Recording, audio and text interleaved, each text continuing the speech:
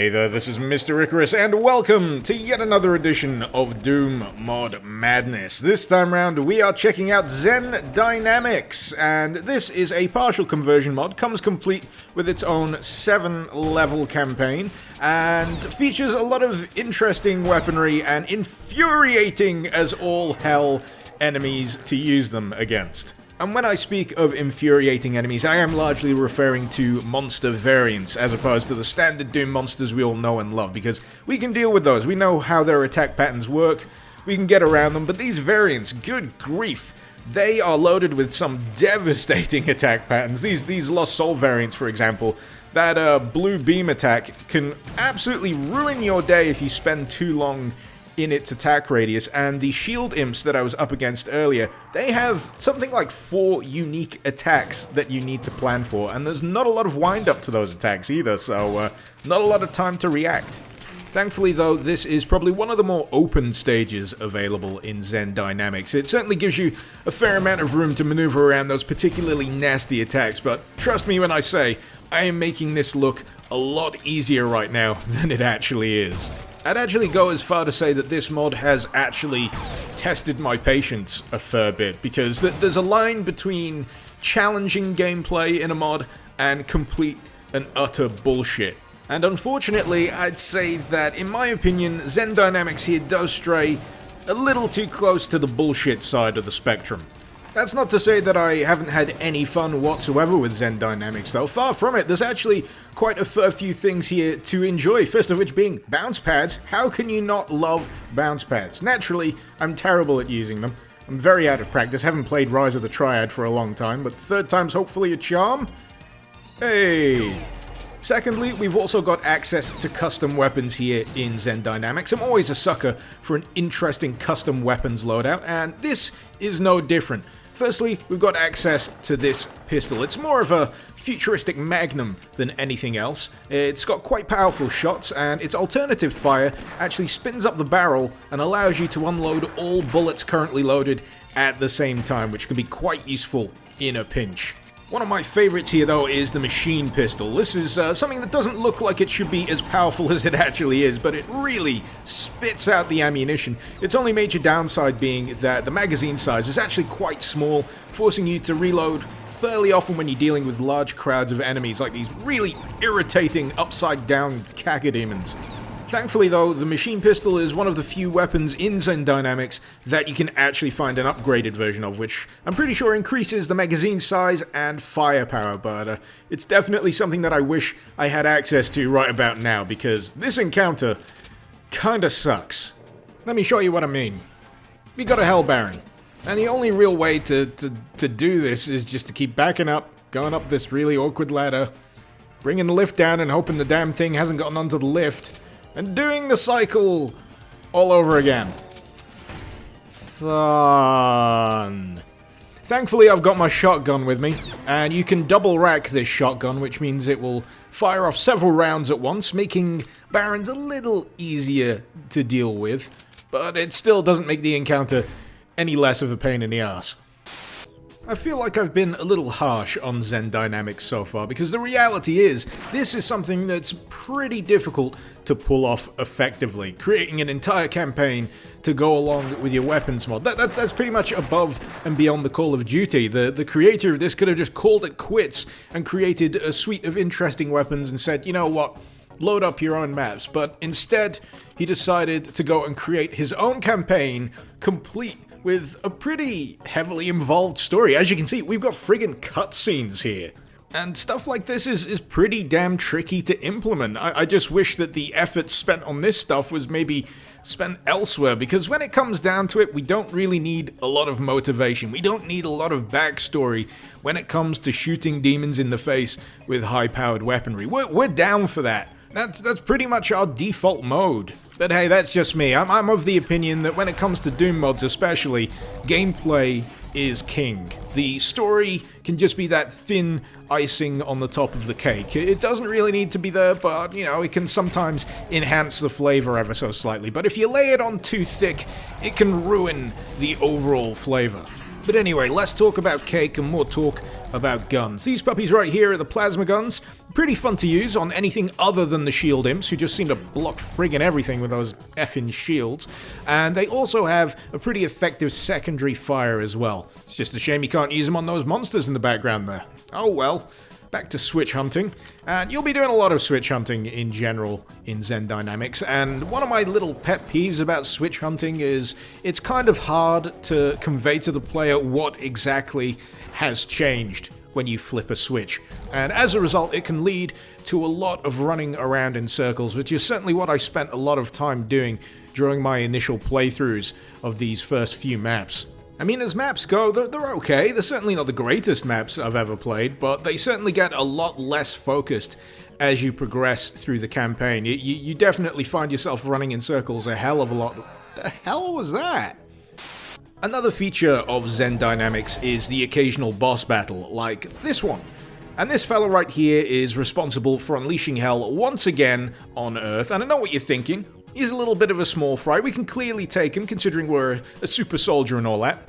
But that would be where you're wrong. He is, in fact, a big guy, and his attacks are, Jesus, ridiculously powerful. Now, I want you to take note of how much health and armor I've got here, because that plasma gun attack it let off just ate through everything completely in one blast. And this is pretty much where I started calling bullshit on Zen Dynamics. This is where I started to seriously lose my patience with the mod, and this is only pretty much halfway through.